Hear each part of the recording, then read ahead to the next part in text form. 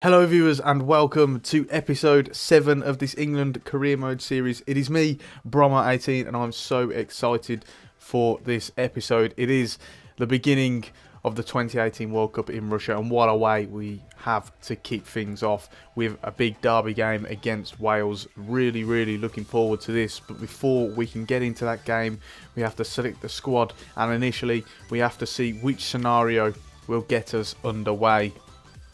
If you have a look here, we have 4 scenarios to pick from. 4 very good scenarios, very big ones that should hopefully really impact on our tournament. There's some I'd much prefer to get than others, so we will have to see what we have here. As you can see, I've got Fruit Machine ready to go. Now it is time to find out which scenario we will get. So it is number 2 that we've got, and if we go onto the scenarios page now, it is time to have a look what the scenario is.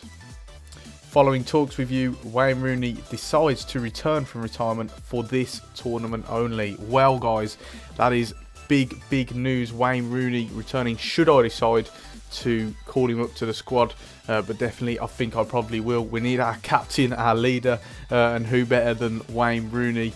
Definitely think he will probably make the squad, providing his rating hasn't gone down too much. So yeah, really pleased with that, really looking forward to it. Hopefully he can have an impact, and on that note, we're now going to go onto the squad submission screen, and I will show you what squad it is that I have chosen. So guys, this is the squad that I've opted for. I'm not gonna lie, options were scarce. Options were very scarce picking this England side. Not a lot of high quality options to pick from, but nevertheless we'll go with what we've got. As you can see, Butland and Heaton are the 2 goalkeepers, the 2 highest rated, so I just went with them. I saw no need to put in a third, to be honest, so it just gives us an extra outfield player. So yeah, pleased with that. The 2 right backs, as usual, Kyle Walker, Kieran Trippier. They've been the ones featuring when we played our first team, so they will continue. Then the centre halves, Gary Cahill, Eric Dyer, Chris Smalling, Michael Keane and John Stones. It's worth bearing in mind that Dyer probably will be playing a more midfield role, but nevertheless he can slot in at centre back should we need him. And then at left back, once again pretty standard really, Danny Rose and Ryan Bertrand, our 2 best left backs really in my opinion, also the highest rated. Luke Shaw was also an option, but I just stuck with these. They've been ever present in the England side, so no need to change it. Then in midfield, options are the likes of obviously Dele Alli, Marcus Rashford, but he will be playing a more forward role, Jordan Henderson, Jack Wilshere, Jesse Lingard. Wayne Rooney finally makes his return from international retirement. I did decide to bring him back, so he will probably play a part. Harry Winks and also Ruben Loftus-Cheek. He makes his first appearance under my reign in this career mode, so looking forward to see what he can bring. And then at front we have obviously the main man, Raheem Sterling, who's obviously understandably going up in rating as he usually does in career mode.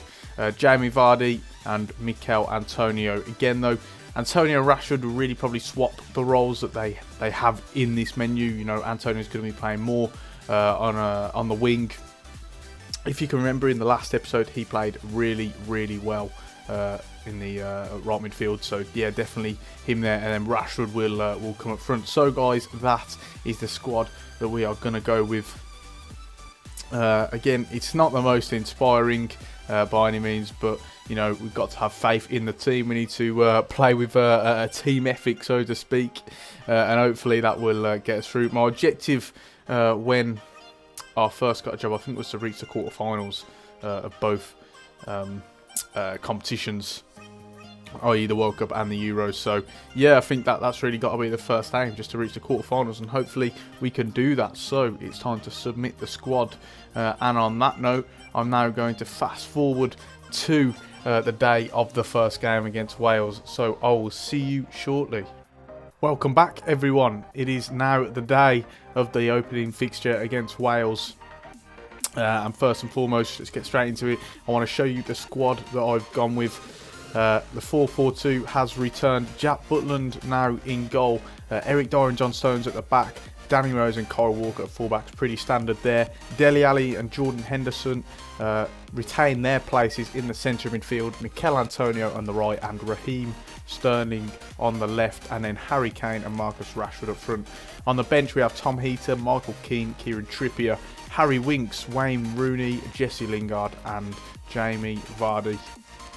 And yeah, that's the side that we're going with. Pretty standard really. Same tactic, same player instructions, everything really that we went with in the last episode. We're just going to stick to the formula that, you know, did us well in that game. And on that note, it is time to get into the game, the opening fixture of the World Cup. So without further ado, let's begin. So here we go, everyone. Here are the lineups. Obviously, you've seen what ours looks like, the 4-4-2, and the players starting. But now let's have a look at what Wales have got on the bench. Looks pretty standard, mainly championship players here. All right, so they've gone for a 3 at the back. Chester, Williams, Collins, Ledley and Ramsey in the central midfield, Robson, Kanu, Watkins on either side, Bale and Tom Lawrence in sort of false number 10, number 9 roles just behind Sam Vokes. So yeah, this should be really interesting. I didn't expect them to be using a 3 at the back formation, but nevertheless we're going to go with it, and hopefully with the lack of fullbacks that they've got on the pitch, we can hurt them down the wings. Good little shimmy from Antonio there. Oh, he spotted the run of Sterling, and here we go. What will Sterling do with the ball? Looks across it in. Rashford's there. 1-0. It's nice play from England. And Marcus Rashford gets the England team off and running in the World Cup. Really nice play. Raheem Sterling hit him on the breaker's arm. Raheem Sterling runs in. It's a nice ball from Kane. Just holds it up a little bit, waits for that run. And it's, you know, Rashford rises really well. And it is 1-0 early on. Ashley Williams getting beaten in the air there. He'll be disappointed with that, but nevertheless, we're absolutely delighted. And it is 1-0 inside 15 minutes. A good start to this World Cup campaign. Bale was looking a bit dangerous there, and Butland saves, parries it out for a corner. That will do for now. Oh, he's going to go all the way here, is he? No, he lays it off to Kane. Kane somehow got the ball. He'll keep it. Oh, just wide. Thought that might have been just floating into the top corner. Good header from Kyle Walker, and England on the break again. We started off really well, and it's through to Rashford. He somehow kept the ball. It's a save, and England perhaps should be 2-0 up there. Oh, it's in the box. Whoa, Bale is unmarked. He's letting go. I think it was Danny Rose. It may have been Danny Rose anyway.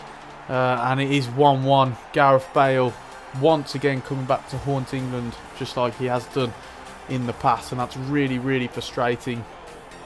Sort of came out of nowhere. It's Tom Lawrence. He sort of lays it off, and who is that in the middle? I'm trying to. I'm pretty sure it's Danny Rose. Yeah, I think it is. Just lets go his man. I'm not quite sure what he's doing there. That's really disappointing. And it is 1-1 now. We got it all to do. We really should have scored before that. Anyway, we should have extended our winning margin, but you know, Wales have punished us, and he's now back to square one. And Danny Rose let that run as well. He's struggling a bit today, I've got to say. That is half time, and you know, we really should have made them pay for the chances that we've created. Really, surprisingly, it is 5-on-5, but I definitely think we've had the better, you know, selection of chances. I'm going to keep it as it is for now. Have a bit more faith in the players, and we'll see how it goes on, you know, a little bit later in the game.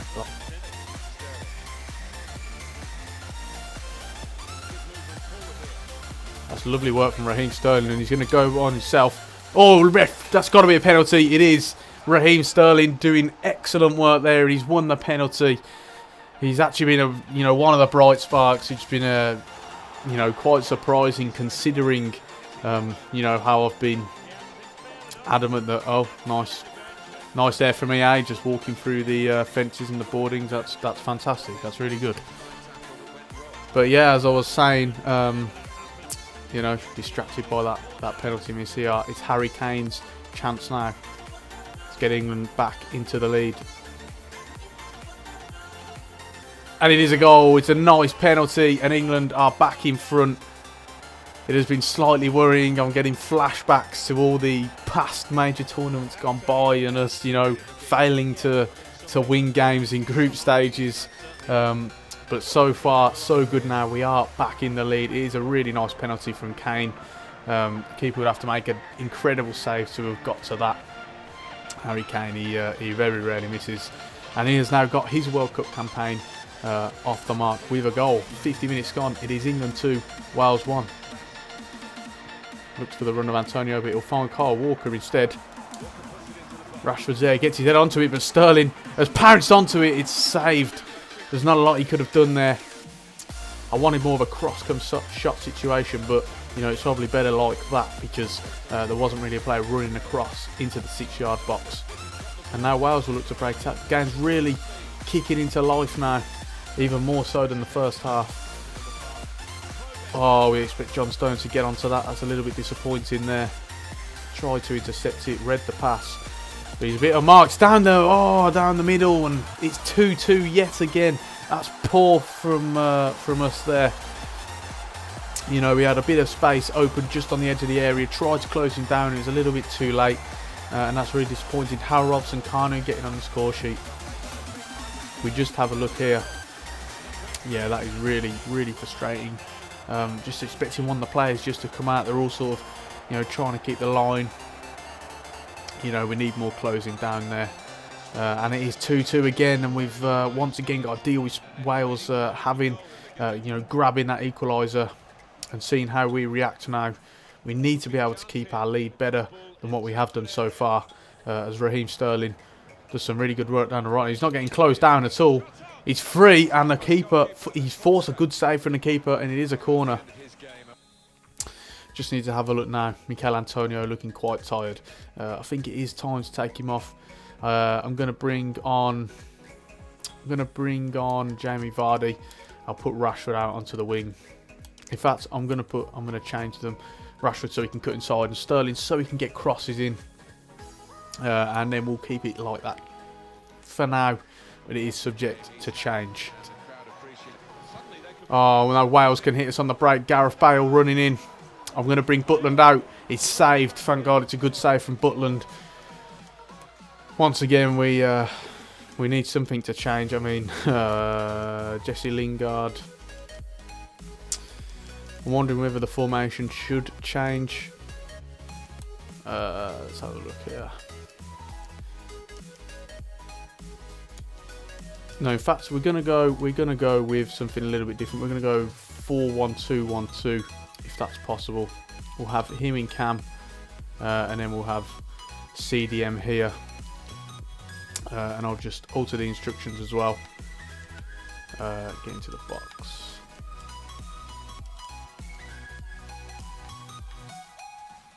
We'll go with that, and then I'm actually going to take Henderson off and bring Rooney on. I'm wondering whether to bring Jesse Lingard on. I think I'll leave it like that for now, and we'll see how it goes.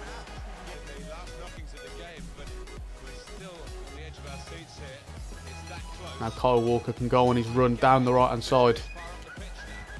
Spotted the run at the far post of Marcus Rashford. Rooney collects, he does well. Comes to Vardy.